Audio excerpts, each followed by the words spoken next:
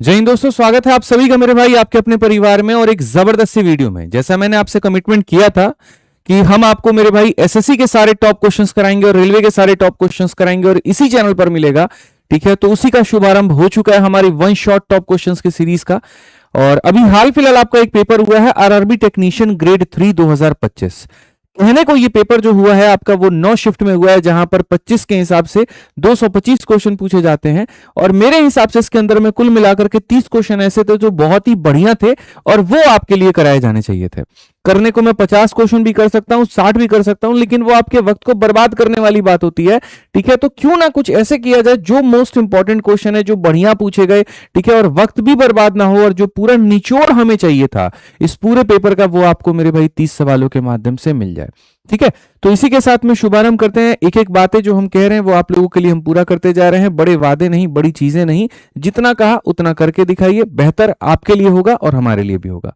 तो इसी के साथ में आइए चलिए शुरू करते हैं और बहुत बढ़िया तरीके से हम ग्रेड 3 के ये 30 सवालों को हम लोग बच्चों करेंगे और कोशिश करेंगे यहां पर कि सारी बातें आपको समझ में आ पाए और थोड़ा आप कुछ नया सीख पाए। साथ में आप ये भी देख पाए कि कौन ऐसी चीजें थी जो आपसे गलत हो गई और आपको आगे वाले पेपर में रिपीट नहीं करना है। ठीक है, तो पहला क्वेश्चन आपके सामने प्रोपोर्शन का है और प्रोपोर्शन में मैंने आपको बताया है समानुपाती में कि ऐसा दे दिया जाता है कि ये 4 संख्याएं हैं, इनमें कितना जोड़ोगे या कितना घटाओगे कि समानुपाती हो जाए। तो मैं आपको आपका केस बताता हूं, बहुत ध्यान से समझिएगा। जब भी आपके सामने ऐसा आ जाता है कि यहां पर एबीसीडी नाम की 4 संख्याएं हैं और यहां पर इनमें हम कितना जोड़ देंगे कि प्रोपोर्शन में आ जाए और कितना घटा देंगे कि प्रोपोर्शन में आ जाए, तो पहले हम यहां पर क्या करते थे, एक स्पेसिफिक फॉर्मूला बताते थे, मॉड लगा करके दोनों में अप्लाई हो जाता था। लेकिन अब रेलवे ने थोड़ा सा और डिटेल में पूछना शुरू किया है, तो आपको दोनों के अलग अलग फॉर्मूला जानना शुरू करना है। ऐड वाले केस का आपको अलग जानना है और सबट्रैक्ट वाले केस का आपको अलग जानना है कि यहां पर वो कौन ऐसी संख्या है जो दोनों के केस में आप जोड़ोगे तो समानुपाती में हो जाते हैं।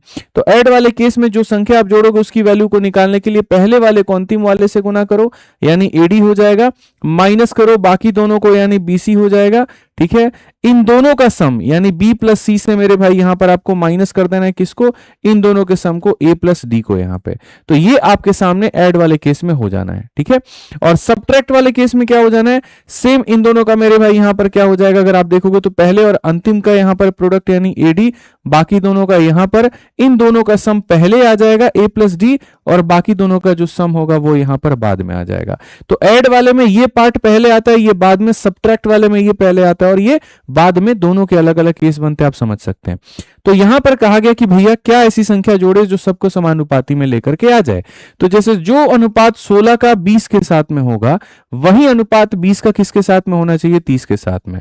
तो वो संख्या क्या ऐड करें, तो ऐड करने का मतलब यहां पर पहले को अंतिम के साथ में गुना करना यानी 480 माइनस इन दोनों को गुना करना यानी 400। ठीक है, उसके बाद में जैसा मैंने आपसे कहा कि इन दोनों का जो सम होगा, यानी यहां पर इन दोनों का सम 20 और 20 कितना होगा, 40, उसमें से आप घटा दो मेरे भाई इन दोनों के सम को यानी 46 को।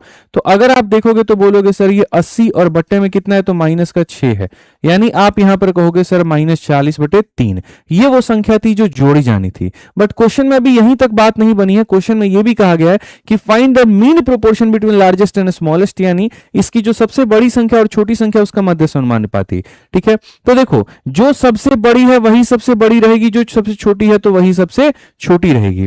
तो अगर हम देखें तो यहां पर ये सबसे बड़ी संख्या है, इसमें से आप अगर यहां पर देखोगे तो ये जो प्राप्त होगा उसका, और साथ में जो सबसे छोटी संख्या है यहां पर, इसमें से मेरे भाई यहां पर इसको घटाने के बाद में उसका, इन दोनों का मध्य समानुपाती निकालना है। और मध्य समानुपाती का मतलब होता है गुना करके रूट। तो 90 में से 40 गया तो 50/3 और 48 में से मेरे भाई यहां पर 48 में से 40 गया तो 8/3।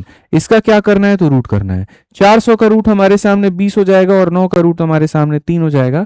डी फॉर देवसेना आपका ऑप्शन हो जाएगा। बात खत्म। तो ये जो है प्रोपोर्शन हमने आपको पढ़ा रखा था, उसी के ऊपर में यहां पर ये क्वेश्चन था। आइए चलिए दूसरा क्वेश्चन हम लोग बढ़ते हैं और देखते हैं। किसी समलंब की 2 समानांतर भुजाओं में से एक की लंबाई 8 है और जबकि समानांतर भुजाओं के युग्म की दूसरी भुजा की लंबाई इन्हीं के बीच की जो दूरी है ना यहां पर उसके बराबर में है। अगर क्षेत्रफल 120 दिया गया तो बोला गया वो दूरी क्या होगा। आसान भाषा में यहां पर तुम्हारे सामने क्या कहा कहा गया, एक समलम चतुर्भुज यानी एक ट्रेपीजियम दे दिया गया है। ट्रेपीजियम में यहां पर क्या हो गया, एक तरफ की लंबाई 8 दे दी गई है, दूसरे का किसी को नहीं पता है, और कहा गया मेरे भाई यहां पर जो इसकी हाइट है दूसरी की लंबाई भी यहां पर वही है, ठीक है, और एरिया तुम्हारे सामने 120 है। तो बताओ क्या होगा। आप सबको पता है एरिया का फॉर्मूला क्या होता है, तो half into sum of parallel side, यानी यहां पर 8 प्लस एच, और इंटू कितना हो जाता है डिस्टेंस बिटवीन देम, और ये बराबर हो जाता है कितने के, तो 120 के। मैं कहता हूं यहां पर इसको सॉल्व करोगे वक्त लगेगा, ऑप्शन उठा लो और ऑप्शन में एच के मान को रख दो। तो जैसे अगर एच के मान को मैं 20 रखता हूं तो 20 और 8 28 का आधा कितना हो जाएगा 14, और यहां पर हम रखेंगे 20, तो यहां पर 280 हो जाएगा, जबकि सिर्फ आ तो 120 रहा है, मतलब लगभग इसके आधा के बराबर होगा या थोड़ा सा ज्यादा होगा। तो अगर इसका आधा जैसे मानो 12 हम लेते हैं, और 12 और 8 20 लेते हैं, 20 का आधा कितना हो जाएगा 10, और इंटू कितना लेते हैं 12, तो 10 इंटू 12 120, और 120 दिया गया, मतलब ऑप्शन नंबर डी जो है वो क्या है, सही है। तो इस हिसाब से बच्चों आप क्वेश्चंस को बना सकते हो। पेपर में हमेशा ये बात कहता हूं, चाल चीते की हो ना हो, नजर बाज की जरूर होनी चाहिए, थोड़ा इस बात का ध्यान रखें, ठीक है। आ जाइए, चलिए तीसरा क्वेश्चन देखते हैं। यहां पर कहा गया संख्या इतना इतना और इतना के उभयनिष्ठ अभाज्य गुणनखंडों का गुणनफल ज्ञात करो, यानी बेसिकली यहां पर product of the common prime factor. Common prime factor का मतलब क्या हो गया, वो प्राइम फैक्टर जो सब किसी के अंदर में कॉमन हो, और ऐसी चीज को तो हम लोग एचसीएफ के, थोड़ा साउंड कम कर दो थोड़ा सा, ऐसी चीज को हर किसी को हम एचसीएफ बोलते हैं। तो अगर आप देखोगे तो जैसे 0 0 0 हर किसी में कॉमन है, तो एचसीएफ में 0 आ जाएगा, ठीक है भाई। और ऐसी संख्या जो मेरे भाई यहां पर काटता हो, तो सबसे बेस्ट है डिफरेंस मेथड से जाना। बड़ी संख्याओं का जब भी तुमको एचसीएफ निकालना होगा, बड़ी संख्याओं का जब भी तुमको एचसीएफ निकालना होगा, डिफरेंस मेथड से ऑपरेट करो। तो डिफरेंस मेथड से ऑपरेट करोगे तो 15 से 6 तुम्हारे सामने 9, और 8 से तुम्हारे सामने ये इतना। इसका डिफरेंस निकालोगे मेरे भाई यहां पर 14 से 6 तुम्हारे सामने 8 हो जाएगा, और तुम्हारे सामने 12 से मेरे भाई यहां पर हो जाएगा तुम्हारा 12 से यहां पर ये 7 हो जाएगा, ठीक है। इनका डिफरेंस कितने का होगा, तो डिफरेंस तुम्हारे 390 का होगा। तो जो भी उत्तर होगा या तो ये खुद होगा या इसी का क्या होगा, तो फैक्टर, तो ऑप्शन नंबर बी जो होगा सही होगा। तो जब भी ऐसा कहा जाए कॉमन फैक्टर, मतलब समझ लीजिए एचसीएफ, और एचसीएफ का मतलब यहां पर बड़ी संख्याओं में डिफरेंस मेथड लगाइए, काम खत्म। तो मुझे कुछ सवाल, मैंने कहा ना कि यार कराने को तो मैं 50 क्वेश्चन भी करा दूं, 60 भी करा दूं, बट हर क्वेश्चन टफ नहीं होता है, ठीक है। अब इसी 30 में देखो तुम्हें 2-4 क्वेश्चन ऐसे फील होंगे कि यार ये तो टफ नहीं है, बट क्यों है, बट काफी ऐसे बच्चे हैं जिन्होंने इसमें भी अटेम्प्ट नहीं किया, तो मेरी मजबूरी बन गई इनको भी कराना। अब जैसे ये क्वेश्चन है डिट्टो मेरी शीट का आया हुआ है। अच्छा मैं आपको बताऊं, एसएससी में तो एक आधा क्वेश्चन ऐसे थे जिसके बारे में हम लोगों ने नहीं पढ़ा, लेकिन रेलवे का कोई ऐसा क्वेश्चन नहीं है जो हमने आपको अपने रिकॉर्डेड बैच में नहीं कराया था। ये मेरा बहुत फेमस क्वेश्चन है। जब हम टाइम एंड वर्क पढ़ाते हैं तो दो कंसेप्ट पढ़ाते हैं कि अगर कोई व्यक्ति आगे से कार्य को छोड़े तो उसको माइनस करते हैं, और पीछे से छोड़े तो प्लस करते हैं, और उनके कॉम्बिनेशन पर हमेशा अंत में एक मिसलिनियस में क्वेश्चन करा के मैं इसको विदा करता हूं, इस टाइप को। ये उसी के ऊपर में क्वेश्चन है कि एबीसीडी नाम के यहां पर आपके सामने 4 लोग हैं, और यहां पर अगर आप देखोगे तो एक व्यक्ति ने 12 दिनों में किया, एक व्यक्ति ने 15 दिनों में किया, एक व्यक्ति ने 20 दिनों में किया, एक व्यक्ति ने 30 दिनों में किया है, और इस तरीके से ये काम को पूरा कर सकते हैं। आप सबका एलसीएम 120 ले लोगे, 12 का मेरे भाई कितनी बार में, 10 बार में, 15 का 8 बार में, 20 का 6 बार में, 30 का 4 बार में। साफ तौर में क्वेश्चन कहा गया कि सब छोड़ते हैं, लेकिन डी जो होता है वो 2 दिन के बाद छोड़ता है, तो आफ्टर वाले को क्या करते हैं, माइनस। तो आप यहां पर लोगे और डी को यहां पर क्या करोगे, 2 दिनों के कार्य को minus. C lives 3 days before, जो पहले छोड़े उसको रूठा है तो उसको मना लो और उसके कार्य को मेरे भाई जोड़ लो यहां पे। And B lives 2 days before, और बी को भी मेरे भाई यहां पर 2 दिन बिफोर जोड़ लो। अब टाइम निकालना है तो टाइम बराबर ये वर्क हो जाएगा अपॉन में एफिशिएंसी। कितने लोग थे भाई, 4 लोग, एक छोड़ के चला गया, बचा कौन, 3, तो ए प्लस बी प्लस सी से डिवाइड कर दो। और आप में से कोई बच्चा ऐसा नहीं कह सकता कि मैं ये नहीं पढ़ाता हूं या ये बैचेस में नहीं होते हैं, चाहे वो चैंपियंस हो, वीडियो, यूट्यूब, सब जगह पर मैंने आपको ये पढ़ाया हुआ है, ठीक है। तो टाइम कितना लगा हमें, तो कोई दिक्कत की बात नहीं भाई। आप यहां देखो, ये आपके सामने 120 हो गया, 2D का मान हमारे सामने यहां पर कितना हो गया, तो 8 हो गया आपके सामने। 3C का मान कितना हो गया, तो भैया ये 18 हो गया, और 2B का मान हमारे सामने कितना हो गया, तो हमारे सामने 16 हो गया। ए प्लस बी प्लस सी, 10 और 18 से कितना हो गया, 24 हो गया। तो यहाँ 18 में से 8 गया तो 10, 10 और मेरे भाई यहाँ पर कहीं ना कहीं 16, 26 हो गए। 26 को इसमें जोड़ेंगे तो आपके सामने 146 हो जाएगा। 146 को अगर आप 24 से करते हैं तो क्या होगा, तो यहां पर 24 का 6 गुना 144 होता है। तो यहां पर क्या होता है, 6 दिन हो गया और बच गए कितना, 2, तो 2 यहां पर क्या हो जाएगा, तो यहां पर 2 आवर हो जाएगा। 6 दिन 2 घंटे कौन सा ऑप्शन है, तो ऑप्शन नंबर जो डी है, सी है, वो करेक्ट आंसर है। ठीक है, आज ये चलिए अगले सवाल पे बढ़ते हैं। अगला सवाल देखते हैं यहाँ पर क्या कहा गया। एक बिक्री के दौरान 50% माल 40 के लाभ पर बेचा जाता है, शेष माल का 40% माल 13 के लाभ पर बेचा जाता है और शेष का 32% हानि पर बेचा जाता है, समग्र पर होगा तो क्या होगा। हम ऐसे मान के चलते हैं कि जैसे हमारे पास में 100 वस्तु है, अभी प्रॉफिट लॉस पढ़ा रहा था तो उसमें ये टाइप बहुत बढ़िया तरीके से मैंने पढ़ाया कि कैसे डेटा और प्रॉफिट लॉस को कैलकुलेट करते हैं। तो यहां पर 50% को 40% के प्रॉफिट में, इसका 50% माल इतना हुआ और इसको हमने 40% के प्रॉफिट में बेच दिया है। उसके बाद में यहां पर कहा गया, बढ़िया से पढ़ेंगे, शेष माल का 40%, 100 में से 50 निकल गया तो 50 बचा, 50 का 40%, 50 का 40% 20 होता है और इन माल को 13% के लाभ पर आपको बेचा गया है। अब जो शेष माल है तो 100 में से 70 निकल गया तो बचा कितना, 30, और इनको यहां पर 32% के हानि पर बेचा जाता है। तो पूरे के ऊपर में जो होगा वो क्या होगा। आप यहां पर अपने डेटा का रेशियो ले सकते हो बहुत तरीके से और बहुत अच्छे से बना सकते हो। अब आप देखो 40 का 5 गुना कितना हो जाएगा, 200 हो जाएगा, 13 का 2 गुना 26 हो जाएगा, 32 का 3 गुना 96 हो जाएगा और डिवाइड बाई कितना होगा, 10। 96 से 26 गया तो 70, 270 को डिवाइड करोगे यहां पर इसके साथ में तो 27 का आ जाएगा। यहां पर लगभग एक सेकेंड रुक जाइए, ठीक है, माइनस होगा, सॉरी यहां पर तो माइनस होगा तो तुम्हारे सामने लगभग कितना हो गया, 70 माइनस में 130, 130 का यहां पर आ जाएगा 13%। ऑप्शन नंबर जो डी होगा वो करेक्ट आंसर होगा। ठीक है, आज ये चलिए नेक्स्ट क्वेश्चन पे चलते हैं, 6 नंबर क्वेश्चन चलते हैं और इसको देखते हैं। स्टेशन पी और क्यू से चलने वाली दो ट्रेनों की लंबाई का अनुपात हमारे सामने इतना है।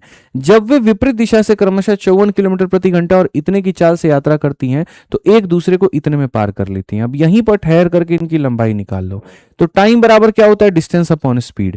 तुमको यहां पर जो टाइम लगा है वो कितना लगा है, तो इतना लगा है। डिस्टेंस की अगर बात करोगे तो दो ट्रेनें जब एक दूसरे को पार करती हैं तो दोनों की लंबाई को लेते हैं। और स्पीड की बात करोगे तो मेरे भाई 54 और ये तुम्हारा 126 हो गया, लेकिन ये किलोमीटर पर आवर में है तो मेरे भाई मीटर पर सेकंड में करने के लिए 5/18 से हमें मल्टीप्लाई करना पड़ेगा। 5 से तुम्हारा 5 खत्म, 18 से मेरे भाई यहां पर 7 बार में, और ये जाओगे तो 210 आ जाएगा तुम्हारे सामने x का मान। अब क्वेश्चन में यहां पर कहा गया कि P से चलने वाली ट्रेन पुल को 90 सेकंड में पार करती है तो पुल की लंबाई क्या है। जब ट्रेन किसी पुल को पार करेगी तो ट्रेन किसी पुल को पार करेगी तो अपने यहां पर पुल दोनों को पार करेगी। तो टाइम जो दिया गया वो इतना दिया गया। टाइम बराबर क्या होता है, डिस्टेंस अपॉन स्पीड। ठीक है, तो P वाली जो ट्रेन की लंबाई है 210 का 3 गुना यानी 21 से 63 हो गया इतना, और प्लस ये हमारे सामने पुल की लंबाई हो गई। तो टाइम बराबर डिस्टेंस और अपॉन में स्पीड हो गया। 54 की रफ्तार से चलता है तो इसको मीटर पर सेकंड में बदलने के लिए 5/18 से आप इसको गुना करोगे तो यहां पर ये हो जाएगा 15, 15 नवा कितना होता है 1350। 1350 में से मेरे भाई यहां पर जो है अगर आप घटाओगे 630 को तो आपके सामने कितना आ जाएगा, 720 आ जाएगा। 720 ऑप्शन नंबर ए जो होगा करेक्ट आंसर होगा। ठीक है, तो नॉर्मल क्वेश्चन है, कोई दिक्कत की बात नहीं। आइए चलिए अगला सवाल क्षेत्रमिति का देखिए क्या कहा गया क्वेश्चन में। 2.1 मीटर लंबाई वाला एक बेलनकार प्रिंटिंग ड्रम 350 के पूर्ण चक्कर लगाता है और इतना मीटर कपड़ा प्रिंट करता है। ड्रम की त्रिज्या कितनी होगी। देखो होता क्या है, जैसे मानो ये ड्रम है और ये ड्रम जो होता है मेरे भाई यहां पर जब भी किसी के ऊपर चक्कर लगा करके ऐसा प्रिंटिंग करेगा ना तो जो एरिया कवर करेगा वो 2πRH का कवर करेगा। तो यहां पर इसने कहा कि देखो कितने चक्कर लगाए, 350। एक चक्कर में ड्रम इतना का एरिया कवर करता है तो 350 चक्कर में इतने का एरिया कवर करेगा। और यहां पर ये हमारा बराबर होगा किसके, तो बराबर होगा 4158 के। ठीक है, 350 का डबल कितना हो जाएगा, 700 हो जाएगा। पाई का मान कितना हो जाएगा, 22 बटे इतना हो जाएगा। रेडियस किसी को नहीं पता है। हाइट की बात करें तो ये हमारे सामने 21 बटे कितना है, तो 10 है। ठीक है, सारे के सारे हमारे सामने मीटर में है तो हमें कोई दिक्कत की बात नहीं है, 4158 होगा। ठीक है, अब यहां पर आप अपना कटिंग कुटिंग जो भी करना है करिए।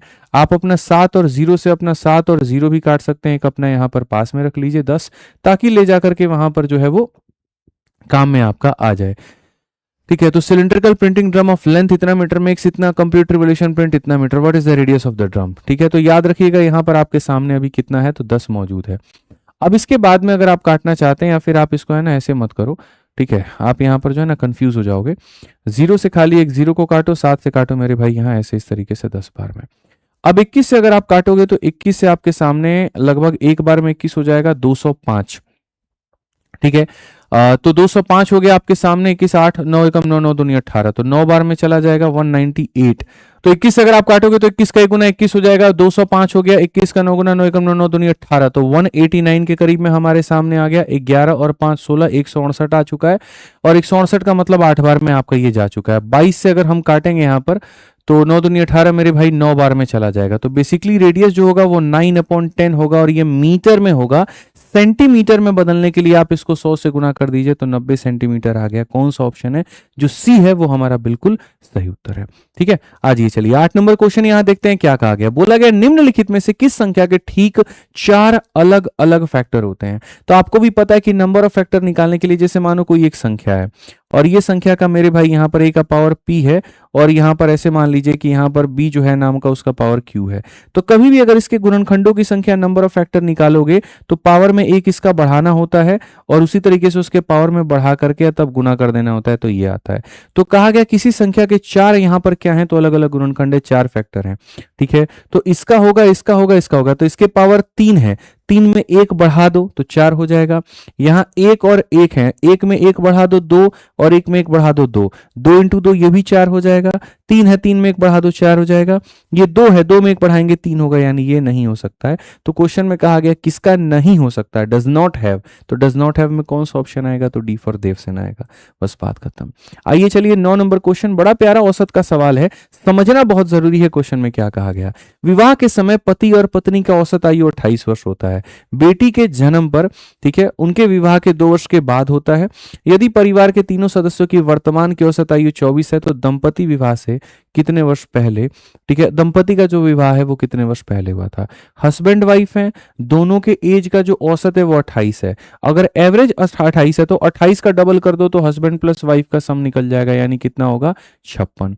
2 वर्षों के बाद में बेटी का जन्म होता है, तो 2 वर्षों के बाद में बेटी का जन्म होता है, तो 2 वर्षों के बाद इसकी जो है, और यदि परिवार के 3 सदस्यों का वर्तमान औसत इतना है, तो मैं कहता हूं कि 2 वर्षों के बाद में हस्बैंड प्लस वाइफ का एज कितना रहेगा, वो जब बेटी का जन्म हुआ होगा, तो मेरे भाई उस समय हस्बैंड प्लस वाइफ का जो एज रहा होगा बेटी के टाइम पर, ठीक है, वो 2 साल ये बढ़ गए, 2 साल ये बढ़ गए, तो 4 साल यानी 60 साल के हो गए थे।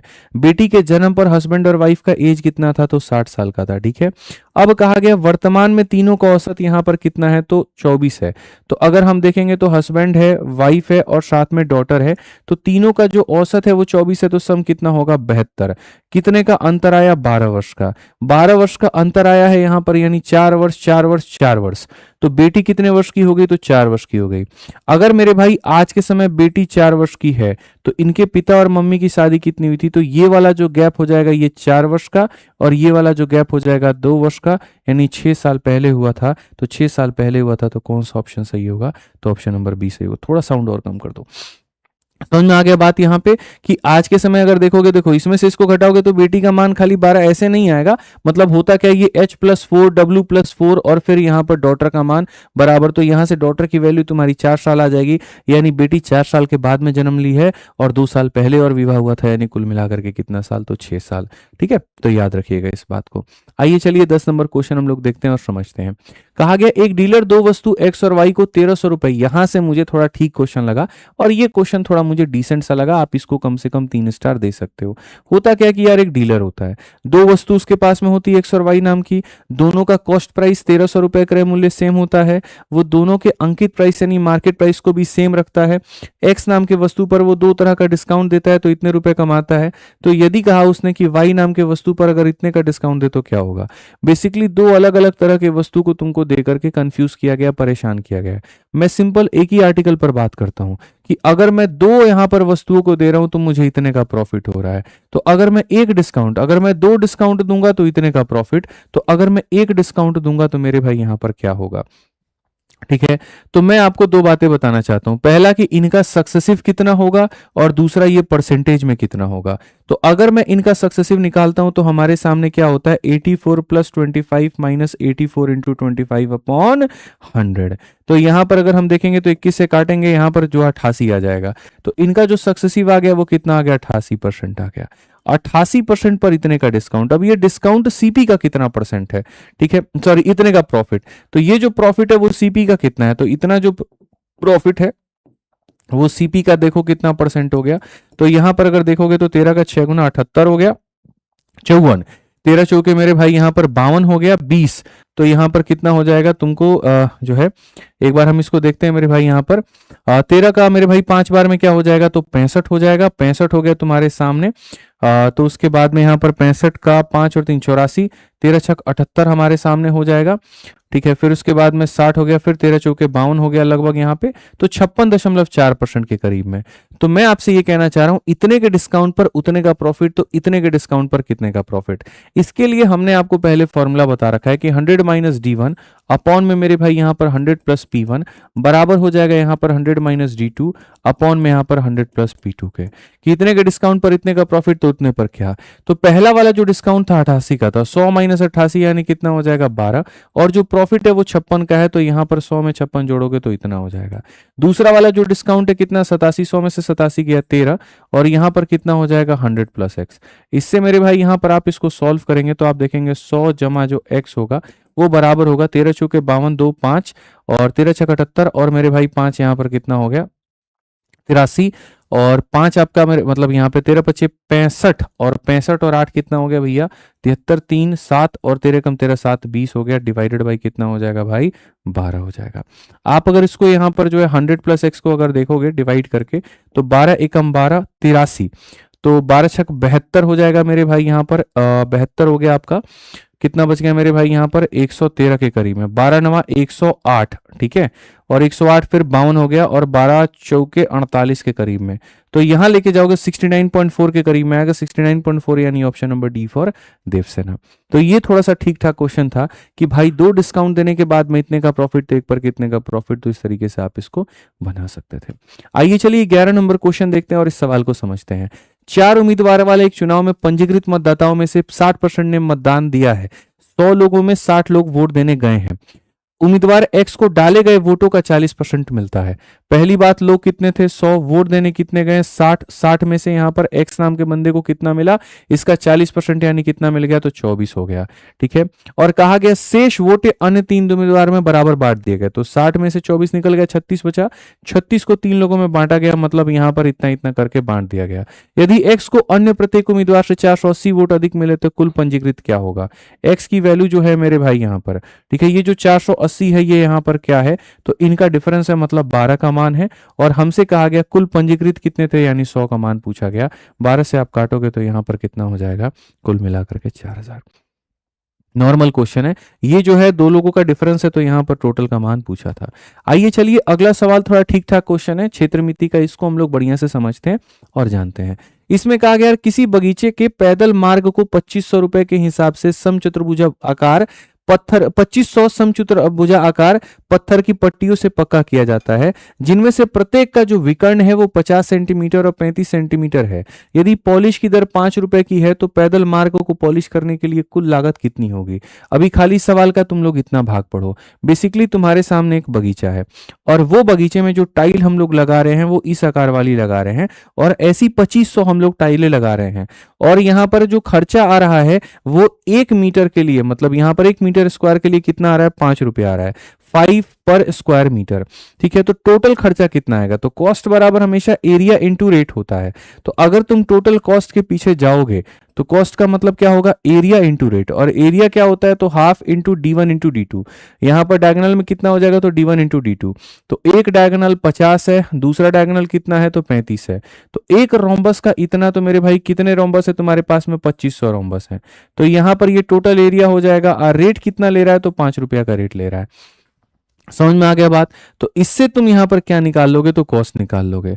2500 रोम्बस है सेंटीमीटर। अच्छा, ये जो रेट तुमसे लिया जा रहा है ये किसके लिए लिया जा रहा है तुम्हें पता है, तो मीटर स्क्वायर के लिए, ठीक है। किसके लिए लिया जा रहा है, तो मीटर स्क्वायर के लिए। तो इन सब को मीटर में बदलना है, ठीक है। इन सब को क्या करना है, मीटर में बदलना है। तो इस सेंटीमीटर में है तो मीटर में बदलेगा तो 100, और ये भी बदलेगा तो 100। तो ये एरिया है मीटर स्क्वायर में, 2500 लोगों के लिए इतना हो गया। 5 का रेट लगा तो क्या बन गया, तो आप देखो 2 जीरो से आपके 2 जीरो खत्म हो गए, ये जीरो से आपका ये जीरो खत्म हो गया। अगर आप यहां देखोगे तो मेरे भाई 5 से आपका कितनी बार में हो गया, 2 बार में खत्म हो गया। तो कॉस्ट कुल मिलाकर के कितना आ जाएगा, तो 25 इंटू मेरे भाई 35 इंटू 5, तो 35 का 5 गुना कितना होता है 175, और 175 इंटू 25 और बट्टे में कितना हो जाएगा, 4 हो जाएगा। हालांकि बट्टे का 4 कभी यहाँ पर ये डेसिमल नहीं दे सकता, ये डेसिमल नहीं दे सकता, इन्हीं दोनों में से कोई एक देगा। अब वो देख लेते हैं क्या होगा। डिजिटल सम भी हम चाहें तो लगा सकते हैं।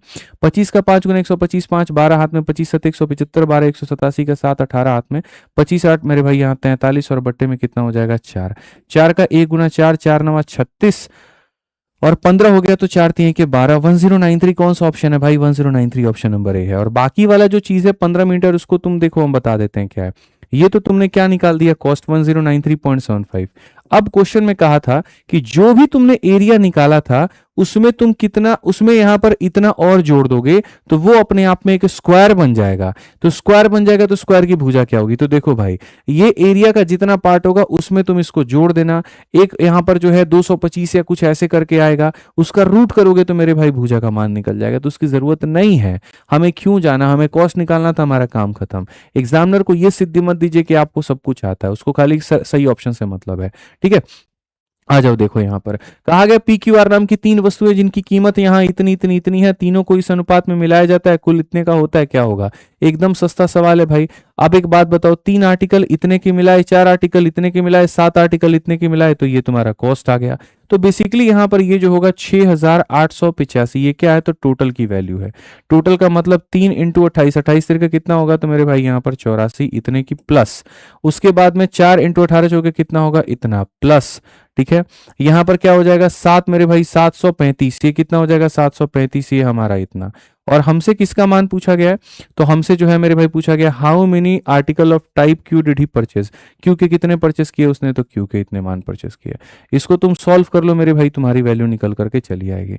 अगर तुम चाहते हो सॉल्व करना, देखो 6885 हो गया तुम्हारे सामने, 8 7 15, 15 7 22, 22 हो गया मेरे भाई, 2200 हो गया, 40 20 60 30 90, मतलब यहाँ पर 95, तो 2200 कितना हो गया, 2295 इंटू कितना हो गया, तो ये इतना हो गया। अब अगर इसको देखोगे तो कितनी बार में, 3 बार में ले जा सकते हैं भाई इसको। ठीक है, यहाँ पर 28 और 3 दिन 6 मेरे भाई, बिल्कुल इसको 3 बार में जा सकते हैं। 3 चौके कितना हो जाएगा, 12। Option number D for Devsena, काम खत्म। ठीक है, आ जाओ चलो नेक्स्ट क्वेश्चन देखो यहाँ पर क्या कहा गया। अगर तुम्हारे सामने ट्रिग्नोमेट्रिक क्वेश्चन है, किसका मान 1 के बराबर है और थीटा 0 से बड़ा 90 से छोटा है, तो ये क्या होगा।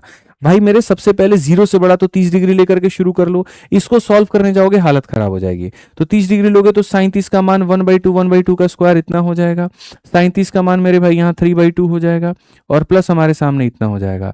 तो 4 अगर बनाना है मेरे भाई, यहाँ पर ये देखो क्या होगा, तो बोलोगे सर यहाँ पर ये 1/4 है, यहाँ पर ये 3/2 है, यहाँ पर ये 2/1 है, और साथ में यहाँ पर कितना हो जाएगा 1/4 हो जाएगा। सॉरी, साइन है, ये कॉस है ना, तो कॉस 30√3/2 होता है, तो ये हमारे सामने 3/4। सबको हल करने पे क्या 1 आएगा, वेरीफाई करते हैं। तो यहाँ पर 4 है तो यहाँ भी 4 बनाओ, तो ये तुम्हारे सामने 6/4, और 4 से ऊपर नीचे गुना करोगे तो ये 8/4। 8 1 9 6 मेरे भाई, 3/4 से 3/4 खत्म, 1 आएगा, मतलब 30 डिग्री सेटिस्फाई हो रहा है। और अगर 30 डिग्री सेटिस्फाई हो रहा है, अगर मेरे भाई थीटा बराबर 30 डिग्री यहाँ पर सेटिस्फाई हो रहा है ऑप्शन में रखने पे, तो यहाँ पर फिर आप इसमें रखिए 30 का 3 90 का आधा, यानी 45 डिग्री। कॉट 45 का मान कितना होगा, तो 1 हो जाएगा। साइन मेरे भाई यहाँ पर 90, साइन 90 का मान कितना होता है, तो 1 होता है, तो 1 + 1 कितना हो जाएगा, तो 2 हो जाएगा। क्लियर है ये बात यहाँ पे। आइए चलिए नेक्स्ट क्वेश्चन देखते हैं। 15 नंबर सवाल क्या कहा गया, 11 और 19 के बीच में सहभाज्य संख्याओं के युग्मों की संख्या ज्ञात करिए। वेरी ब्यूटीफुल क्वेश्चन, बहुत ही शानदार, बहुत ही अच्छे तरीके से आप इसको बना सकते हैं कि भैया कितने हमारे सामने पेयर बनेंगे। 11 और 19 के बीच में दोनों को सहित सहभाज्य संख्याओं के युग्मों की संख्या ज्ञात करिए। Number of pair of coprime number between 11 and 19 both inclusive. Coprime किसको कहते हैं, जैसे मानो यहाँ पर 2 और 3 क्या है, कोप्राइम है। 3 और 5 यहाँ पर क्या है, कोप्राइम, यानी 2 ऐसी संख्याएं जिनमें आपस में कोई कॉमन फैक्टर ना हो, तो यहाँ पर हम उनको कोप्राइम कहते हैं। तो मुझे 11 और 19 को शामिल करते हुए सारे कोप्राइम पता करने हैं। जैसे मानो 11 12 अपने आप में कोप्राइम है मेरे भाई, 11 और 13 अपने आप में कोप्राइम है। तो ऐसे कितने कोप्राइम बनेंगे, और वो 11 से लेकर के, जैसे 11 को एक बार ले लिया, फिर 12 13 ले लिया, फिर 12 15 मतलब 12 17 ले लिया, इस तरीके से करते करते करते करते कितना बनेगा। तो भाई देखो ऐसे अगर एक एक करके काउंट करने जाओगे तो तुम्हारा वक्त जाएगा बहुत ज्यादा बर्बाद। तो इसको सॉल्व करने का मैं तुम्हें एक शानदार तरीका बताता हूँ। पहले तुम ये देखो कि यहाँ पर दो दो संख्या कर करके पेयर कितना बनेगा। जैसे मेरे भाई यहाँ पर 11 के पास ऑप्शन है कि 11 11 से वो शुरू कर सकता है, और 11 11 से शुरू करते करते वो कहाँ तक जाएगा, तो 11 19 तक जाएगा। ऐसे ही फिर मेरे भाई 19 जो है शुरू करेगा, ठीक है, तो 19 से 11 से शुरू करते करते कहाँ तक जाएगा, 19 से 19 तक जाएगा। तो बेसिकली ये कितने कॉम्बिनेशंस बनेंगे, तो टोटल जो बनेगा मेरे भाई यहाँ कितना सेट बनेगा, तो टोटल में बात करते हैं 11 से 19 9 संख्याएं होती हैं, डिफरेंस प्लस 1। तो मेरे भाई 9 कॉम्बिनेशंस बनेंगे जिसमें से 2 पिक करना है, यानी 9 factorial divided by 7 factorial into 2 factorial. तो 9 × 72 का आधा कितना हो जाएगा, 36, यानी 36 यहाँ पर क्या करेंगे, 36 यहाँ पर केसेस आपके बनेंगे। ठीक है, अब इसमें से कितने ऐसे हैं जो कोप्राइम नहीं होंगे उसको पता कर लो, क्योंकि कोप्राइम होने वालों की संख्या ज्यादा है। तो मेरे भाई कोप्राइम कौन कौन नहीं होगा, तो 11 तो खुद ही प्राइम नंबर है। अब 11 के साथ तुम 12 भी देखोगे तो वो बनाएगा, 13 भी देखोगे, 14 15 16 किसी के साथ देखोगे नहीं बना, मतलब वो कोप्राइम ही बनाएगा। कौन कोप्राइम नहीं बनाएगा, इवन नंबर, जैसे 12 हो गया, 12 को तुम्हारा 14 के साथ यहाँ पर ये कोप्राइम नहीं होगा, 12 का मेरे भाई 16 के साथ यहाँ पर ये कोप्राइम नहीं होगा, 12 का एक 18 के साथ में यहाँ पर ये कोप्राइम क्या होगा, तो नहीं होगा। ठीक है, और आ जाओ, फिर 14 आ जाओ मेरे भाई, यहाँ पर 14 जो होगा मेरे भाई 16 के साथ में यहाँ पर कोप्राइम नहीं बनाएगा, 14 जो होगा तुम्हारे साथ 18 के साथ में कोप्राइम नहीं बनाएगा, सारे इवन। 14 जो होगा मेरे भाई यहाँ पर और कुछ का नहीं होगा। आ जाओ मेरे भाई 16 के बाद, 16 जो होगा वो 18 के साथ में कोप्राइम नहीं बनाएगा, हो गया यहाँ पर। ठीक है, सारे इवन इवन तुमने यहाँ देख लिए। और यहाँ पर किसी का अगर देखना है तो देखो 3 2 5 और 1 6, तो इसमें से अगर हम 6 निकाल दें, अभी रुक जाते हैं, अभी हम लोग देखते हैं 12 का जो है वो 14 हो गया, 12 और 15। अब देखो यहाँ पर 12 के कॉम्बिनेशंस और कौन कौन से छोड़े तुमने, तो 12 का तुमने 11, मतलब 12 का जो है तुमने 11 नहीं लिया, 12 13, 12 का और 15 के साथ एक बार देखो यहाँ पर, ये भी तुम्हारा कोप्राइम नहीं बनाएगा क्योंकि दोनों के दोनों 3 से कटेंगे। 15 भी हो गया, 16 भी हो गया, 17 18 19 और जरूरत नहीं है। 13 में आ जाते हैं, 13 तो खुद प्राइम नंबर है तो 13 किसी के साथ में नहीं बनाने वाला है। 14 आ जाओ, 14 का मेरे भाई 12 के साथ में हो चुका है, 14 का 15 के साथ में कोई सेंस नहीं बनता है। 16 हो गया, 17 18 19, ठीक है भाई, ठीक है। उसके बाद में 15 में आ जाते हैं। अब 15 यहाँ पर किस किस के साथ क्या करेगा, तो 15 तुम्हारे साथ में मेरे भाई 15 से नीचे लेने की जरूरत नहीं है, 15 16 15 17 15 18, तो एक हमारे सामने 15 और 18 भी निकल करके आ गया। ठीक है, ये भी हमारे सामने दोस्तों बात नहीं बनाएगा, कोई दिक्कत की बात नहीं है। तो हमारे सामने टोटल 15 18 हो गए। अब 16 के बाद में अगर आप जाओगे, 16 से बड़ी लेना, पीछे जाना 16 का 17, 16 का 17 के साथ, 16 का 18 के साथ, 16 का 19 के साथ, तो वो ले चुके हो। 17 का 18 और 19 के साथ वो ले चुके हो। तो टोटल 3 2 5 5 2 7 और 1 8, तो इसमें से तुम 8 केस मेरे भाई घटा दो तो टोटल तुम्हारे सामने आ जाएगा 28 के करीब में। कौन सा ऑप्शन है, तो ये आंसर है। मतलब आगे बढ़ो पीछे मत आओ, ये वाली बात है। 12 है ना, तो 12 से बड़ा में देखो, 12 से पीछे मत आओ। 15 तो 15 से बड़ा में देखो, पीछे मत आओ। इस तरीके से तो थोड़ा गुड क्वेश्चन था, अच्छा क्वेश्चन था, इसको ध्यान देना था।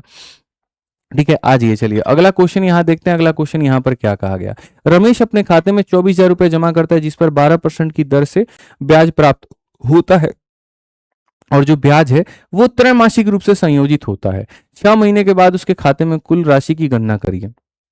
बताओ यार, रमेश नाम का व्यक्ति अपने अकाउंट में कितना रुपया जमा किया, तो इतना रुपया जमा किया। ठीक है, और यहां पर इंटरेस्ट कितने का मिल रहा है, 12 का मिल रहा है। किस पर मिल रहा है, क्वार्टरली पर मिल रहा है। तो यहां पर 6 मंथ के बाद में क्या होगा, बहुत सिंपल सी बात है। जब भी आप पैसे को क्वार्टरली जमा करते हैं तो रेट जो होता है डिवाइड बाई 4, और यहां पर देखोगे तो टाइम कितना। तो हम अगर देखें तो मेरे भाई यहां पर रेट की बात करते हैं, तो रेट में अगर हम देखेंगे तो हम यहां क्या बोलेंगे कि सर ये जो रेट है ये पूरे साल का रेट है, और हमें जो यहां पर कितने का चाहिए, 3 महीने का। तो ये हमारा रेट हो गया सर। और टाइम की बात करते हैं तो सर 6 महीने में कितने यहां पर होते हैं, तो 2 हमारे सामने होते हैं। तो यहां पर अमाउंट हमारा कितना बनेगा, ये पैसा हमने बैंक में जमा किया है, और ये पैसा अगर अपने आप में 100 है तो 1 साल के बाद यहाँ पर ये 1 क्वार्टर के बाद इतना हो जाएगा, और फिर अगले क्वार्टर के बाद में यहाँ पर ये इतना हो जाएगा। इसमें डिजिटल सम लगा लीजिए, ज्यादा बेहतर होगा। डिजिटल सम में अगर आप सारे ऑप्शंस में देखोगे तो बोलोगे 6 2 8 और 1 9 खत्म, 5 4 9 खत्म, 6 आ गया सर। यहाँ पर 7 और 2 9 खत्म, ठीक है, और 8 के साथ में यहाँ देखोगे तो 6 और 6 12, ठीक है, 12 और 5 हमारे सामने कितना हो गया 17, 17 और 8 हमारे सामने 25 हो गया, डिजिटल सम 7 हो जाएगा। 9 खत्म मेरे भाई, 7 और 2 9 खत्म, 5 और 3 कितना हो जाएगा 8 हो जाएगा, 5 4 9, 3 2 5 और 1 6 हो जाएगा। अब देखते हैं हमारे सामने डिजिटल सम में कितना आता है। ये 6 है, इंटू 4 है और इंटू 4 है, 4 चौके 16 चक 96, 6 आएगा डिजिटल सम मेरे भाई यहाँ पर, यानी 6 आएगा। तो या तो ये मतलब ये खत्म हो गया और ये खत्म हो गया, ए हो सकता है या डी हो सकता है। अब इसमें भी मजे की बात मैं आपको बताता हूँ, आप अगर गौर से देखोगे तो यहाँ पर 2 जीरो मेरे भाई है, ठीक है, तो 2 जीरो और 1 जीरो से 3 जीरो खत्म हो जाएंगे, यानी डेसिमल के बाद एक अंक आएगा, तो ऑप्शन नंबर ए जो होगा वो करेक्ट आंसर होगा। ठीक है, उसमें डेसिमल नहीं है, इसमें डेसिमल के बाद एक अंक है, तो डिजिटल सम आपका वेस्ट नहीं गया, फायदा पहुंचा के चला गया। आइए, पाइप ए टंकी को 10 घंटे में भर सकता है, बी उसे 12, देखो जिन्होंने डिजिटल सम नहीं देखा वो सर्च करेंगे digital sum by Aditya Ranjan sir, YouTube पर आ जाएगा, आप पढ़ लीजिएगा। ठीक है, पाइप ए टंकी को 10 घंटे में भर सकता है और बी 12 घंटे में भर सकता है, सी 15 घंटे में खाली कर सकता है। तीनों को साथ में खोल दिया जाए लेकिन 4 घंटे के बाद सी को बंद कर दिया जाता है, तो भरने में कुल कितना समय लगेगा। आप यहां देखो तो ए है, फिर बी है, फिर सी है। ए जो होगा 10 घंटे में भरेगा, पाइप बी जो है 12 घंटे में भरेगा और सी जो होगा उसे 15 घंटे में खाली करेगा। 10 15 सब का एलसीएम 60 हो जाएगा, 10 का 6 गुना, 12 का 5 गुना, 15 का 4 गुना। ठीक है, तीनों पाइप एक साथ खोले जाते हैं लेकिन 4 घंटे के बाद सी को बंद कर दिया जाता है। अगर तीनों को तुम एक साथ खोलोगे तो यहाँ देखो 6 5 11 में से 4 गया तो 7, 7 इंटू मेरे भाई यहाँ कितना 4 घंटे, तो यानी 28 यूनिट काम हो चुका है। तो बचा कितना था, तो 32 यूनिट काम बचा था। अब कहा गया सी को बंद कर दिया गया, तो यहाँ पर जो है टाइम कितना लगेगा। ठीक है, तो अब मेरे भाई टाइम जो लगेगा वो इतना यूनिट काम है, और इस काम को कौन करेंगे, तो ए और बी मिलके करेंगे, यानी यहाँ पर 11 का 2 गुना 22, 2 सही 10/11। तो बाद में इतना समय लगा, शुरू में इतना समय लगा, दोनों को जोड़ दो तो 6 सही 10/11। कौन सा ऑप्शन है, तो डी फॉर देवसेना है। तो टोटल टाइम कितना लगा है, तो इतना लगा है। ठीक है, आ जाओ चलो यहां पर भाई साहब, ये है क्वेश्चन, ये है क्वेश्चन, मैं आपको बता रहा हूं। इस क्वेश्चन में कहा गया कि यदि तुम इसको एक्सपेंड करोगे तो x का कोफिशिएंट कितना होगा। इसको तुम लगाओ मेरे भाई यहां पर 3 स्टार। आज मैं तुमको बताता हूं कि अगर कभी भी यहां पर फॉर्मेट तुम्हारा इस तरीके से रहे कि x प्लस ए, एक्स प्लस पी और x प्लस सी तीनों को आपस में गुना किया जाए, तो इसमें जो होगा x का कोफिशिएंट, याद रखना मेरे भाई, x का जो कोफिशिएंट होगा ना वो हमेशा बराबर होगा किसके, तो A B plus B C plus A C के। वो हमेशा बराबर होगा किसके, A B plus B C plus A C के। इनको जब तुम गुना करोगे तो जब कॉमन निकालोगे तो x कॉमन निकल जाएगा A B plus B C plus A C के। यानी अगर x का कोफिशिएंट निकालना है, x का कोफिशिएंट निकालना है तो ए बी बी सी ए सी कर लो। ये a है ये b है, तो ए बी कितना हो गया, तो माइनस का 54, बी सी कितना हो गया, तो माइनस का मेरे भाई यहाँ पर 30, और एसी कितना हो गया, तो यहाँ पर ये हो गया 45। अगर आप देखोगे तो ये 84 है और तुम्हारे सामने इतना है, तो कुल मिलाकर के 14 से तुम्हारा यूनिट जीटी है -39 जो होगा, ये हमारा क्या होगा, करेक्ट आंसर होगा। आप सॉल्व कर लीजिएगा। ठीक है, आज ये चलिए नेक्स्ट क्वेश्चन देखिए, 19 नंबर सवाल क्या कहा गया, सिमिलैरिटी का क्वेश्चन है, पढ़िए बहुत तरीके से। त्रिभुज पी क्यू आर में पी का जो कोण मेरे भाई समद्विभाजक है क्यू आर को, आप देखिए ये आपके सामने त्रिभुज पी क्यू आर करके हैं यहाँ पे, और इसमें कहा गया कि ना triangle P Q R angle bisector of P, this angle bisector of P मेरे भाई यहाँ पर cuts the Q R at कहां पर, तो cuts the Q R at A. Find the length of P R if length of P Q, find the length of मेरे भाई यहाँ पर क्या हो जाएगा, P R if length of P Q, Q A and A R are 12। ठीक है, if length of मेरे भाई पी क्यू, पी क्यू का मान कितना दिया गया है, तो 12 दिया गया है। उसके बाद में क्यू ए का मान कितना दिया गया है, तो मेरे भाई यहाँ पर क्यू ए का मान 4.2 दिया गया है, और उसके बाद में यहाँ पर जो होगा वो लगभग जो होगा क्यू ए का मान, ठीक है, ए आर का मान हमारे सामने कितना है, तो 3.8 है।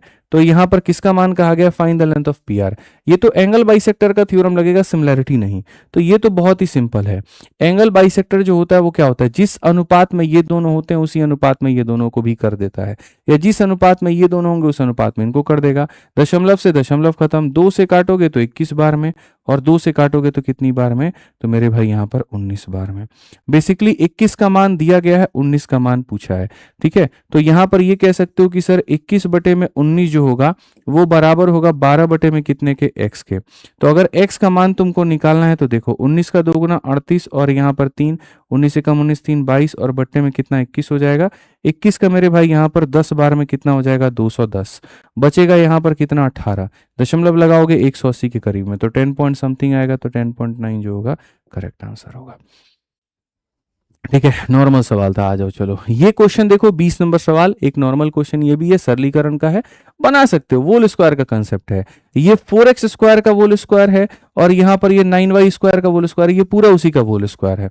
तो अगर हम देखेंगे तो हम कहेंगे सर 4x स्क्वायर, ठीक है। और मेरे भाई ऐसे कह सकते हैं सर कि जैसे मानो 4x का वोल स्क्वायर और माइनस यहाँ पर जो होगा 9y का वोल स्क्वायर हो गया, ठीक है। ऐसे मतलब यहाँ पर कि सर ये 4x square minus 9y square का सर यहाँ पर ये बन गया वोल स्क्वायर। इस पूरे को खोलोगे तो अंदर का पूरा भाग आएगा, इसका लगा दो मेरे भाई यहाँ रूट, डिवाइडेड बाई यहाँ पर ये भी क्या है, A square plus B square minus 2ab। जैसे ये था ना A square plus B square minus 2ab, तो A square plus B square तो माइनस 2ab, तो इसका रूट करोगे तो कितना हो जाएगा, तो इसका रूट करोगे तो मेरे भाई 2x हो जाएगा। 9 वाले का केस में मेरे भाई यहाँ पर 3y हो जाएगा और वो भी किस में होगा, तो माइनस में। और यहाँ पर भी हम क्या करेंगे, तो वोल स्क्वायर, ठीक है। माइनस हमारे सामने 2x माइनस 3y, मैं वैल्यू पुटिंग से भी बना सकता हूँ, बट मैंने कहा रहने दो, बस 2 मिनट का काम है, उड़ा देंगे। इसको इससे खत्म करो, इसको इससे खत्म करो, तो यहाँ पर तुम्हारे सामने क्या आ जाएगा। अब देखोगे तो यहाँ पर ये हो गया तुम्हारे सामने a माइनस बी और ये हो जाएगा ए स्क्वायर माइनस बी स्क्वायर। तो a माइनस बी से जब काटोगे तो a प्लस बी वाला भाग बचेगा, यानी यहाँ पर 2x प्लस 3y वाला भाग बचेगा। और इसमें से तुम्हें यहाँ पर इसको क्या करना है, खत्म। ये तुम्हारे सामने खत्म हो जाएगा, 3 और 3 कितना हो जाएगा, 6y हो जाएगा। तो 6y का मतलब कौन सा ऑप्शन होगा, तो बी जो होगा करेक्ट आंसर होगा। वैल्यू पुटिंग से बना सकता हूं लेकिन कोई फायदा नहीं है, रहने देते हैं। आइए चलिए प्रतिशत का एक और सवाल हम लोग देखते हैं क्या कहा गया। किसी परिवार की मासिक आय में 15% की वृद्धि हुई, उन्होंने भोजन पर मासिक व्यय में 10% का किया और किराए पर 20% की वृद्धि की। यदि भोजन पर उनका प्रारंभिक मासिक व्यय 12,000 और किराए पर इतना और उनकी प्रारंभिक मासिक बचत इतना था, तो नई मासिक बचत क्या होगा। एक व्यक्ति का खर्चा दिया गया, सेविंग दिया गया और बोला गया कि कितने परसेंट से उसने अपने इनकम में बढ़ाया, कितने परसेंट से खर्चे में बढ़ाया, कितने परसेंट से सेविंग में क्या क्या मेरे भाई बदलाव होगा। तो कोई भी व्यक्ति जो होता है वो कमाता है और या तो उसको लुटाता है या उसको बचाता है। अगर आप इसका मेरे भाई देखोगे तो साफ तौर पर कहा गया है कि भोजन पर 12,000 और किराए पर 8,000, तो खर्चे भी दो प्रकार के हैं। भोजन के ऊपर में 12,000 है, किराया के ऊपर में 8,000 है और जो बाकी बच गया वो उसका 15,000 रुपए का बचत है। तो अगर इसके हिसाब से इनकम देखो तो 20 और 15 यानी 35,000 रुपए वो इंसान कमा रहा है, ठीक है। अब क्वेश्चन में यहाँ पर कहा गया कि आय में 15% की वृद्धि। 15% आप जानते भी है क्या होता है, परसेंट से दोनों जीरो खत्म, 15 पचे 75, 5 7 15 3 45 7 52, इतने रुपए का उसका मेरे भाई इनकम बढ़ गया। फिर क्वेश्चन में कहा गया भोजन पर 10% और किराए पे 20। यहाँ भोजन जो है मेरे भाई जो कि 12,000 रुपए भोजन पर जा रहा था ना, तो इसका 10% बढ़ गया। 10% का मतलब 1,200 रुपए यहाँ पर इंक्रीज हो गए और किराया पर कितना बढ़ गया, तो 20% की वृद्धि हो गई। तो यहाँ पर कितना 10% यहाँ 1,600 रुपए हो गए। तो यहाँ 5250 में से यहाँ पर 3,800 रुपए घटा दो तो जो आएगा वो वृद्धि बता देगा किसके ऊपर में, तो यहाँ सेविंग के ऊपर में। तो आप यहाँ मतलब यहाँ पर जो होगा 12 6 18 2800, 2800 में 2200 को और जोड़ दोगे तो तुम्हारा 5,000, 22 2 2450। तो यहाँ पर इसमें जो है 2450 रुपए एक्स्ट्रा वो सेव कर लेगा। तो क्वेश्चन में कहा गया मेरे भाई नया मासिक बचत कितना होगा। 15,000 में 2400 जोड़ दो, 17,450 के करीब में कौन सा ऑप्शन आ जाएगा, तो ये हो जाएगा, ठीक है। तो इतना इतना इतना इतना बढ़ गया था, फाइनली इतना बढ़ने के बाद में ये काम हमारा हो गया। आइए चलिए 22 नंबर क्वेश्चन देखिए क्या कहा गया। बहुत सरल सा सवाल। एक व्यक्ति ने अपने आय का 40% हिस्सा अपने पत्नी को घरेलू खर्च के लिए दिया, शेष राशि का 20% अपने 2 पुत्रों और 1 पुत्री से प्रत्येक को दिया। अब बची हुई राशि का 1/3 हिस्सा फुटकर वस्तुओं पर खर्च किया, तो बाकी शेष राशि इतना को बैंक में जमा कर दिया, तो आय क्या होगी। सीरीज की तरह आप इसको बना सकते हो, ठीक है। कैसे बना सकते हो, ये उसकी मेरे भाई यहाँ पर आय है। 40% ऑफ टू वाइफ, तो 100 रुपए में से वाइफ को 40 दे दिए तो बचा कितना मेरे भाई 60 रुपए, ठीक है। और उसके बाद में यहाँ पर, ठीक है, he gave 20% of the remaining to each of his 2 sons and 1 daughter, ठीक है। 20% of the remaining amount to each of his 2 sons, तो यहाँ पर हर बेटे को मानो 20-20 दे दिए, ठीक है, एंड 1 डॉटर। ये थोड़ा सा गड़बड़ हो गया। 20% अपने 2 पुत्रों और 1 पुत्री में से प्रत्येक को दिया, तो प्रत्येक को 20 दिया, तो 3 लोगों को 60 दे दिया, तो बचा कितना 40। तो 40 बचा, तो मेरे भाई यहाँ पर 100 में से अब उसके पास में 40 बचेगा यहाँ पर क्वेश्चन में, ठीक है। उसके बाद में कहा 1/3 of the amount now left was spend on miscellaneous item and remaining amount is इतना। अब जो बच गया 3 रुपए, उसमें से भी वो 1 रुपए खर्च कर दिया, तो बचा कितना 2। और ये वाला पैसा जो है बराबर है और ये इसके बराबर है और इसको जाकर के वो क्या करता है, बैंक में जमा कर देता है। ठीक है, तो पहले बीवी का खर्चा, बच्चों का खर्चा, अपना खर्चा निकालने के बाद में कुल मिलाकर के इसको इतना बचा है। अगर तुम देखोगे तो 20 से तुम काटोगे 3 बार में तो 20 से कटेगा तुम्हारे सामने कितनी बार में, 5 बार में। 20 से काटोगे 2 बार में तो 20 से कटेगा तुम्हारा इतनी बार में। देखो भाई 3 से तुम्हारे सामने 3 खत्म। कुल मिलाकर के अगर तुम 4 से काटोगे तो मेरे भाई यहाँ पर 36 बार में कटेगा और यहाँ पर ये इतना हो जाएगा। x का मान अगर देखोगे तो डबल जीरो तो पहले से था, 25 का मेरे भाई 6 गुना 150 का जीरो, 15 हाथ में 25, मतलब यहाँ पर ये हो जाएगा 90,000। कौन सा ऑप्शन है, ए जो है वो आंसर है। ठीक है, नॉर्मल सा क्वेश्चन था, नॉर्मल तरीके से बना सकते थे। आ जाओ 23 नंबर क्वेश्चन देखो, ये भी बड़ा बढ़िया सवाल है। एक घनाभ की लंबाई, चौड़ाई और ऊंचाई का योग इतना है, यानी l plus B plus H का जो मान है यहाँ पर वो हमारे सामने कितना दे रखा है, तो वो हमारे सामने p है। उसके विकर्ण मतलब यहाँ पर जो होगा इट्स डायगोनल, तो डायगोनल क्या करेंगे तो L square plus B square plus H square और इसका रूट अंडर, इसका जो रूट अंडर है वो हमारे सामने किसके बराबर है, क्यू के। तो क्वेश्चन में कहा गया मेरे भाई कि टोटल सरफेस एरिया क्या होगा। ये बहुत फेमस रिलेशन है, कितनी बार तुम लोग को पढ़ाया जाए भाई। ठीक है, बताओ इसका जो वोल स्क्वायर होगा मेरे भाई यहाँ बराबर होगा टोटल सरफेस एरिया के, और प्लस मेरे भाई यहाँ पर क्या होता है L plus B plus H का वोल स्क्वायर बराबर, ठीक है क्या हो जाएगा मेरे भाई यहाँ पर, तो यहाँ पर L plus B plus H का वोल स्क्वायर बराबर हो जाएगा L square B square H square, यानी यहाँ पर इसका और प्लस मेरे भाई यहाँ पर 2 into L B H L है जाकि टोटल सरफेस एरिया के। तो total surface area P square minus Q square होगा, यानी ऑप्शन नंबर जो बी है वो ये होगा। सब पढ़ा रखे हैं कि भुजाओं का स्क्वायर बराबर डायगोनल का square plus total surface area, सब कुछ आपको पढ़ाया जा चुका है। 24 नंबर क्वेश्चन देखिए क्या कहा गया है। कॉलेज में कक्षाएं में 25 छात्र और बी में 30 छात्र हैं। यदि ए में छात्रों की संख्या पहले वर्ष में 20% और दूसरे वर्ष में 10% बढ़ती है और बी में छात्रों की संख्या 2 वर्षों में कुल 20% बढ़ती है, तो 2 वर्षों में कॉलेज में कुल छात्रों की संख्या में कुल प्रतिशत की वृद्धि क्या होगी। कोई ऐसी बात नहीं है, 25-30 को तुम 25-30 मत मानो मेरे भाई, यहाँ पर रेशियो देखो 5 और 6 का अनुपात है, तो ऐसे मान के चलो कि इसमें 500 छात्र हैं और इसमें यहाँ पर 600 छात्र हैं। इसमें कहा गया मेरे भाई यहाँ पर कि यदि ए में छात्रों की संख्या 20 और दूसरे में 10 बढ़ती है, तो पहले साल 20 बढ़ने का मतलब 10 से 12 हो गए, ठीक है, और 10 बढ़ने का मतलब 10 से कितने हो गए, 11 हो गए। तो 500 बच्चे थे यहाँ पर और इतने हो गए। और इसमें कहा गया बी में मेरे भाई 2 वर्षों में कुल मिलाकर के 20% बढ़ती है। ठीक है, यहाँ पर इसमें सीधा सीधा होता है by total of 20% in 2 year, यानी यहाँ पर सीधा सीधा 10 से 12 हो गए, कम खत्म। ठीक है, तो यहाँ पर अगर देखोगे तो बोलोगे 12 25 60 और 60 का यहाँ पर करोगे तो 660 तुम्हारे सामने इतने बच्चे हो गए, और यहाँ देखोगे तो 12 छक 72 तुम्हारे सामने यहाँ पर इतने बच्चे हो चुके हैं। ठीक है, तो यहाँ पर 500 से 660 हो गए और यहाँ पर 600 से हमारे सामने इतने हो गए। तो कहा गया कि यहाँ पर जो होगा टोटल कुल मिलाकर के जो इंक्रीमेंट होगा 2 वर्षों में कुल छात्रों में वृद्धि कितने की होगी। तो मैं आपको बताता हूँ परसेंटेज इंक्रीज कितने का होगा। हमारे सामने 1100 छात्र मेरे भाई मौजूद थे और हमारे सामने 1380 के करीब में मौजूद हैं, तो कुल मिलाकर के 280 का बढ़त है। 280 का बढ़त है किसके ऊपर में, 1100 के ऊपर में, इंटू कितना करेंगे तो यहाँ पर 100 हो जाएगा। आप अगर देखोगे 11 का 2 बार में 22, 60 हो गया 5 बार में 25 पॉइंट समथिंग। ठीक है, तो 11 का 2 गुना 22 हो गया भाई, 60 आ गया 5 बार में 55, फिर मेरे भाई 50 हो गया, फिर 4 बार में। तो यहाँ पर कौन सा ऑप्शन होगा, सी जो होगा बिल्कुल सही उत्तर होगा।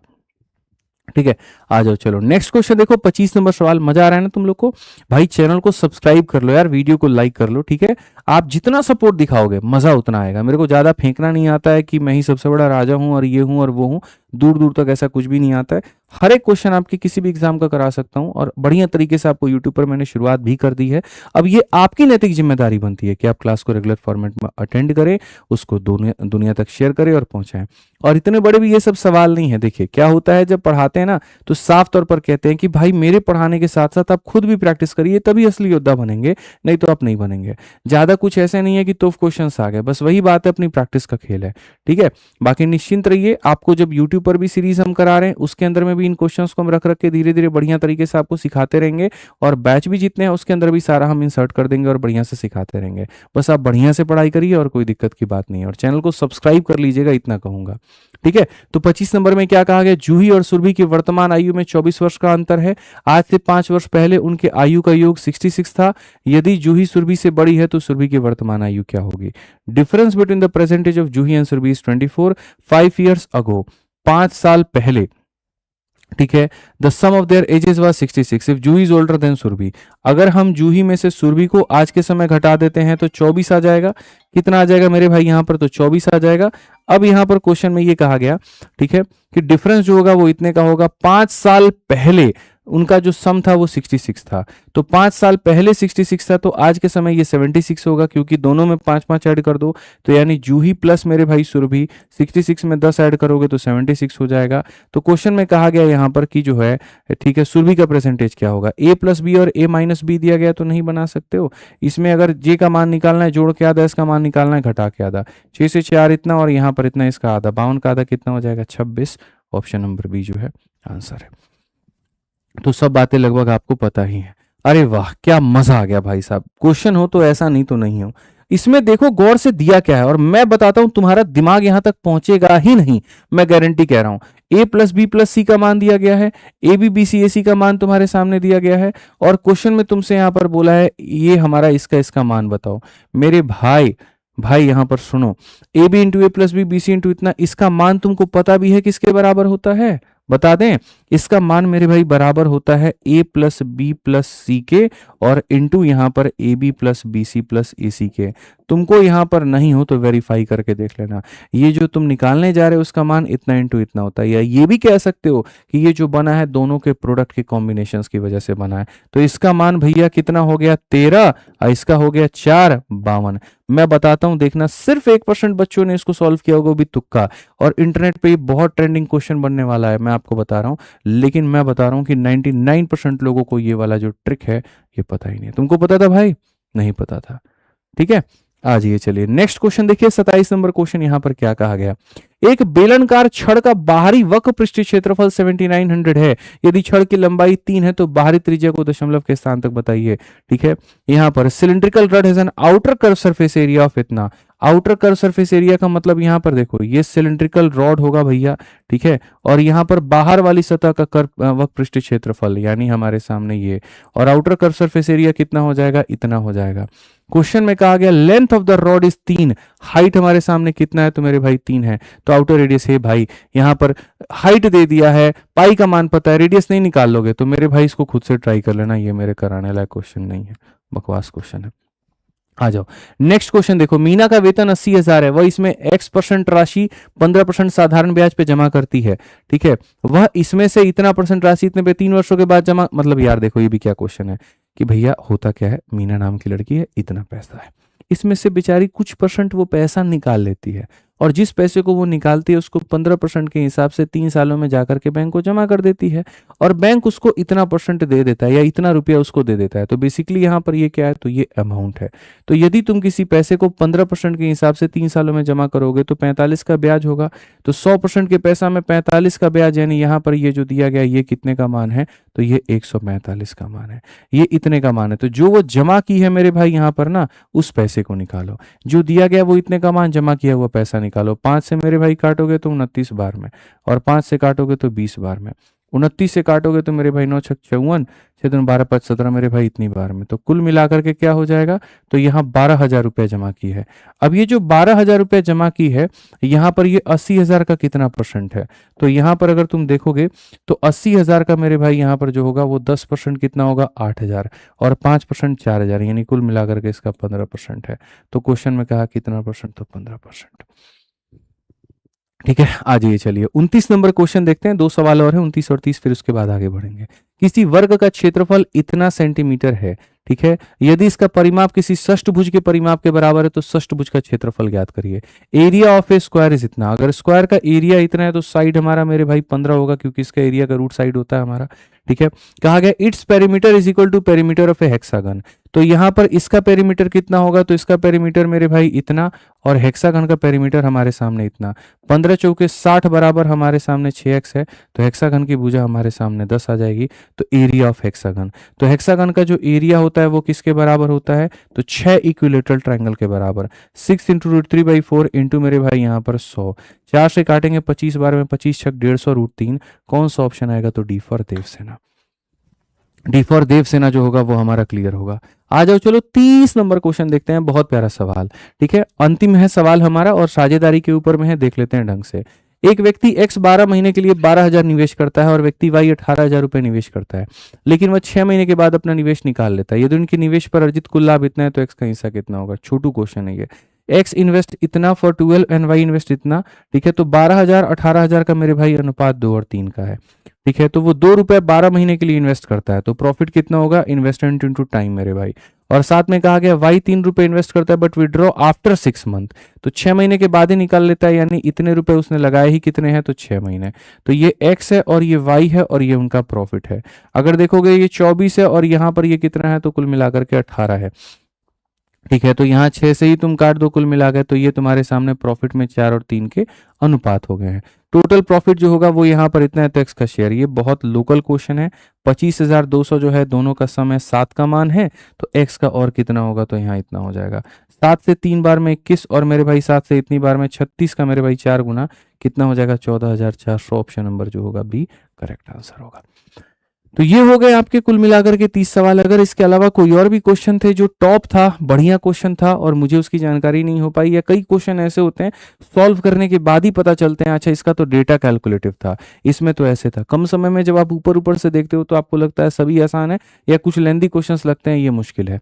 तो मैंने अपनी आकलन के आधार पर ये 30 क्वेश्चन निकाले हैं। यदि आपको लगता है कि इसके अलावा कोई और भी क्वेश्चन था और टफ था, तो आप यहाँ पर उस परीक्षा का जो डेट होगा और उसका शिफ्ट होगा आप उसको मेंशन कर देना। मैं अलग से यहाँ पर वो भी क्वेश्चन आपको करवा दूंगा, कोई दिक्कत की बात नहीं है। कमेंट बॉक्स में वो भी मेंशन कर देना। अगर किसी क्वेश्चन में आपको संदेह नजर आता है, कहीं पर आप फंसते हैं, आप कमेंट बॉक्स में डाल दीजिएगा, हम वो भी करवा देंगे, ठीक है। ये पूरा जितना हम आपको पढ़ाए हैं इसका बढ़िया से बच्चों जो है पूरा पीडीएफ आपको इसी टेलीग्राम पर मिल जाएगा, इसी चैनल के लिंक कमेंट बॉक्स में भी हो जाएगा, यहाँ भी हो जाएगा, तो आप उसको देख लीजिएगा। इसके अलावा यदि आप रेलवे की तैयारी कर रहे हैं तो आपके पास में रेलवे की 2 किताबों का होना बहुत जरूरी है। एक गणित का जहां से आप संपूर्ण अभ्यास कर सकते हैं नए सवालों का स्मार्ट अप्रोच के माध्यम से, और एक आपका यहाँ पर जीएस का मेरे भाई रेलवे का समान अध्ययन। ये 2 किताबें हमने आपके लिए बनाई है और इसके अंदर से क्वेश्चन फंसना तय है। जैसे मैंने कहा ना कि रेलवे का एक भी क्वेश्चन शीट के बाहर नहीं था। जितने क्वेश्चन हमने कराए, मतलब थोड़ा तो टॉप क्वेश्चन में क्या होता है, एक्सप्लेन आदमी कम करता है, क्योंकि उसमें ये लगता है कि यार देखो देख ही वही रहा होगा जिसका सिलेबस पूरा होगा, तो एक्सप्लेन कम करने फिर उसमें कई बार ऐसा लगता है लोगों को बोर भी हो जाता है, कई बार ऐसा लगता है कि नहीं यार मजा आ रहा है। वो डिपेंड करता है बच्चे के ऊपर में। अब जिसको थ्योरी चाहिए वो बोर होगा, लेकिन जिसको कट टू कट चाहिए वहां पर उसको आनंद आ रहा होता है, ठीक है। तो ये इस तरह का होता है। तो मेरा ये आपसे कहना है कि जैसे मान लीजिए यदि आप फ्रेशर भी हैं या रिपीटर भी हैं, आप क्वेश्चंस की प्रैक्टिस को करना मत भूलिए। आपके लिए बोरिंग और आपके लिए एंटरटेनिंग आपके लिए नहीं होने वाला है। बेसिकली आपको ये चीज करनी है तो करनी है, तो आप प्रैक्टिस करिए और इस किताब से मेरे भाई यहाँ पर प्रैक्टिस करिए, ठीक है। यहाँ पर आपको बढ़िया बढ़िया क्वेश्चंस दिए गए हैं, लेटेस्ट पूरा पूरा दिया गया है। इसको आप फ्लिपकार्ट अमेजन से मंगा करके इसका पूर्ण रूप से लाभ उठाइए, बस मैं इतना ही कहूंगा, ठीक है। प्रैक्टिस करिएगा, आपको बहुत शानदार किताब अप टू डेट है। रेलवे में इतनी मार्केट में अप टू डेट कोई किताब नहीं है, होती तो मैं उसी को बताता, क्योंकि यह तो इसी के लिए इसके बारे में मैं कह रहा हूँ। बाकी चैनल को सब्सक्राइब कर लीजिएगा ताकि बाकी वीडियो जो आते हैं यहाँ पर उसका नोटिफिकेशन आपको यहीं पर मिल पाए और आप बढ़िया से पढ़ाई कर पाए। वीडियो कैसे लगी कमेंट बॉक्स में जरूर बताइए। आज के लिए इतना ही, बहुत बहुत धन्यवाद। जय हिंद।